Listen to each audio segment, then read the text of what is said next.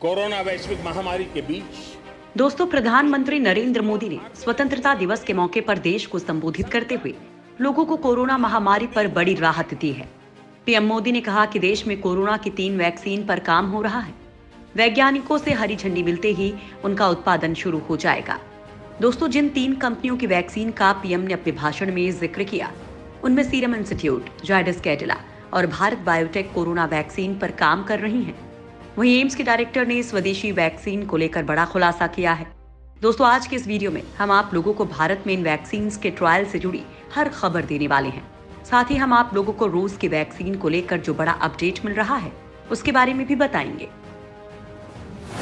AIIMS के director ने vaccine पर किया बड़ा खुलासा। दोस्तों, इस समय स्वदेशी तकनीक पर बनी 2 वैक्सीन का ट्रायल बड़ी तेजी से चल रहा है, जबकि ऑक्सफोर्ड की वैक्सीन के ट्रायल भारत में शुरू होने वाला है। भारत के जिन 2 वैक्सीन का ट्रायल चल रहा है उसके नतीजों को देखते हुए एम्स के डायरेक्टर डॉक्टर रणदीप गुलेरिया ने वैक्सीन बनने को लेकर बड़ा खुलासा किया है। एक टीवी चैनल से बात करते हुए रणदीप गुलेरिया ने बताया कि देश में 3 वैक्सीन उम्मीदवार हैं जो परीक्षणों में हैं। सीरम की वैक्सीन जो ऑक्सफोर्ड ने एस्ट्राजेनेका के साथ मिलकर बनाई है, वो ट्रायल के तीसरे फेज में है। अब ये देखना है कि ये वैक्सीन कितना प्रभावी है और कितना सुरक्षित है। दूसरी तरफ बायोटेक और आईसीएमआर की वैक्सीन का पहले चरण का ट्रायल पूरा हो गया है, ये सुरक्षित है। अब इसका दूसरा चरण शुरू हो गया है। एम्स के डायरेक्टर ने कोवैक्सीन को लेकर कहा कि उन्हें यकीन है कि इस साल के अंत तक या अगले साल की शुरुआत में हमारे पास एक टीका होगा। वहीं उन्होंने बताया कि देश के हर हिस्से में टीका पहुंचाने के लिए सरकार रणनीतिक तैयारी कर रही है। जल्द शुरू होगा कोवैक्सीन के दूसरे चरण का ट्रायल। भारत बायोटेक और आईसीएमआर मिलकर कोरोना वैक्सीन तैयार कर रहे हैं। ट्रायल के पहले चरण में 375 वॉलंटियर्स को वैक्सीन की 2 डोज दी गई हैं। ये चरण दिल्ली के एम्स समेत देश के 12 संस्थानों में किया गया। अभी तक के नतीजे बता रहे हैं कि किसी भी वॉलंटियर्स को कोई साइड इफेक्ट नहीं हुआ है। अब वॉलंटियर्स के ब्लड टेस्ट किए जा रहे हैं, जिससे ये देखा जाए कि उन्हें कोई नुकसान तो नहीं हुआ है। पहला चरण का ट्रायल पूरी तरह खत्म होने में अभी 20 से 30 दिन और लगेंगे। इसके बाद भारत बायोटेक और ICMR drug controller of India से दूसरे चरण की मंजूरी लेंगे। कोवैक्सीन के लिए कुल 1125 लोगों पर परीक्षण किए जाने हैं। पहले चरण के परीक्षण में 375 लोग शामिल हैं। किसी भी वैक्सीन के ट्रायल में पहला चरण सबसे अहम चरण माना जाता है। इसमें यह देखा जाएगा कि वैक्सीन के कोई साइड इफेक्ट तो नहीं है। साथ ही ये भी देखा जाता है कि वैक्सीन की कितनी डोज पर्याप्त रहेगी।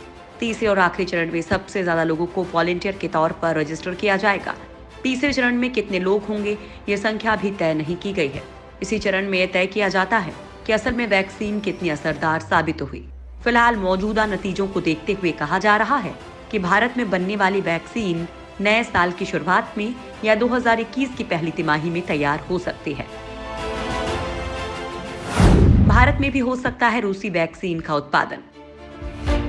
रूस की ओर से तैयार की गई corona virus vaccine Sputnik V में कई भारतीय कंपनियां रुचि ले रही हैं। भारतीय कंपनियों ने रशियन डायरेक्टर इन्वेस्टमेंट फंड से कहा है कि वो वैक्सीन के फेज 1 और फेज 2 के क्लिनिकल ट्रायल से जुड़ी जानकारियां उन्हें मुहैया करवाएं। दरअसल RDIF रूस की पूंजी मुहैया कराने वाली कंपनी है और इसी कंपनी ने कोरोना वैक्सीन स्पुतनिक वी के रिसर्च और ट्रायल की फंडिंग की है। RDIF के पास ही इस वैक्सीन की मार्केटिंग और एक्सपोर्ट का अधिकार है। अगर भारतीय कंपनियों की RDIF से बात आगे बढ़ती है तो भारत में इस वैक्सीन का उत्पादन हो सकता है।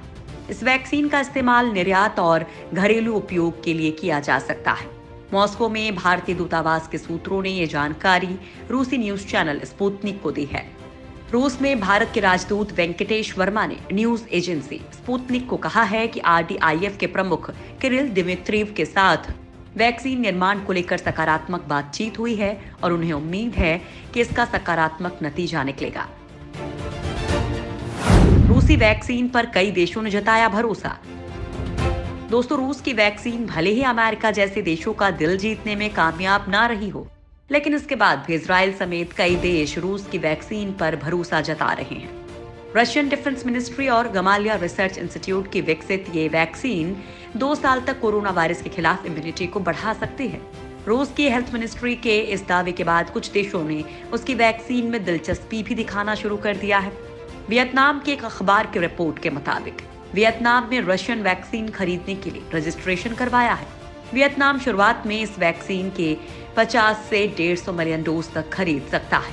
वहीं इजराइल की हेल्थ मिनिस्ट्री भी इसे खरीदने के लिए जल्द फैसला ले सकती है। इजराइल का कहना है कि पहले वो इस वैक्सीन का टेस्ट करेगा और अगर ये सही मायने में एक अच्छी वैक्सीन है तो उसकी खरीदारी के लिए रूस से बातचीत की जाएगी। फिलीपींस भी रशियन वैक्सीन को खरीदने की होड़ में शामिल होना चाहता है। हालांकि रूस की वैक्सीन को परखने के लिए फिलीपींस पहले एक क्लिनिकल ट्रायल लॉन्च करेगा, जिसमें वैक्सीन की क्षमता का पता लगाया जाएगा।